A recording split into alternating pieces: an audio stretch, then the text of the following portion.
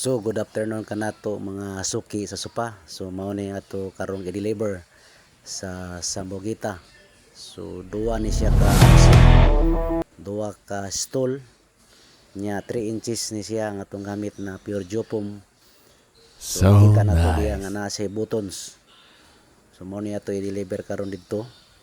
So nagpaabot pa ta sa sekinan kay ato ni karga kay mo deliver ta karon sa Sambogita. So layo-layo ni siya kay muagi man ta ni og ang tulang sa Sambogita.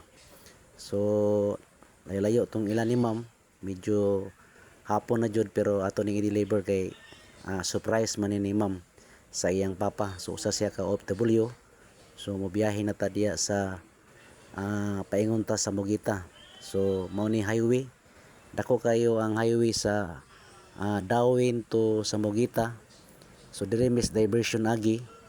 So lapad kayo ang ilang dalan. So 4 lanes ang alagyanan nato padulong dito sa Sambogita. So nanata sa Dawin dapit ang atong biyahe karon. So muna part na siya og Dawin. So nabot ta sa atong suki is gabi na jud kayo. So nabot ta sa ilan ni ma'am. So salamat kayo ma'am sa imong pag-order. Usa siya ka off the bull. So muna atong i-deliver sa ka ma'am.